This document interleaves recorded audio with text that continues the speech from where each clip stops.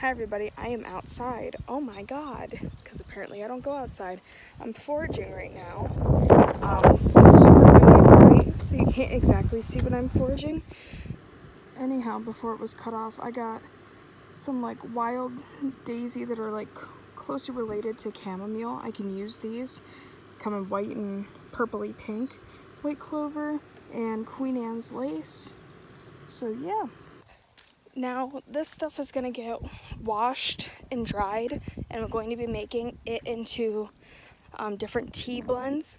But you gotta be pretty careful when harvesting stuff, not only because of like ticks, but you don't want to rub up against other plants and get rashes. And when it comes to Queen Anne's lace, you gotta make sure it's not any other plants because you will get poisoned. So it's crazy, but this is Queen Anne's lace. It has the little reddish black center. It's got a spiky stem. It's also known as a wild carrot, but they're pretty tough to eat. So I don't recommend eating it, but you can use it to like flavor stuff. It has a carroty taste, which is why it's called wild carrot. So I'm gonna collect the tops and make it into a tea. It helps with like anti-baby properties. This white clover has stuff that helps with women's cycles, and it also has a very vanilla flavor. And then this daisy, well, it's basically chamomile, so it has that flavor. Don't mind the bugs in here. I'm gonna wash them out. I gotta drown them so that way I can have my shit. Here's another way to identify Queen Anne's lace. When it goes to seed, it scrunches up like that. But when I zoom in, it's got the little spindly spikes on the stalk. So if you remember, Queen Anne has hairy legs.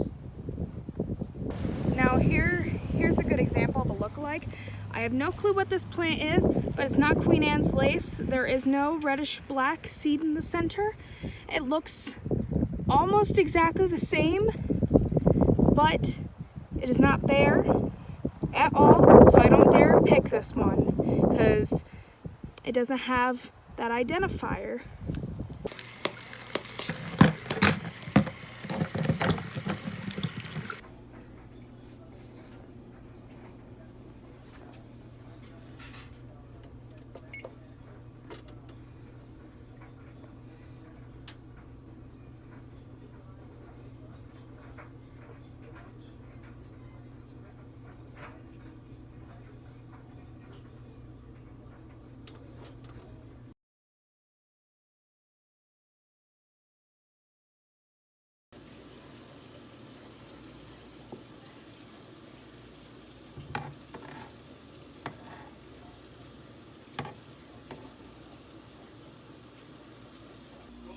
Alright, so the end results with the tea.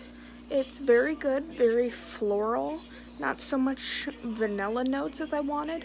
So I added some agave nectar, which is almost the equivalent of honey. It's just plant-based.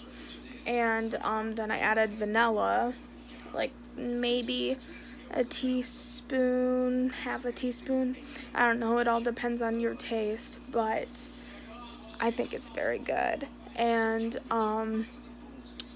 yeah, I was able to find some pink clover as well, which you could probably see on some of my stuff.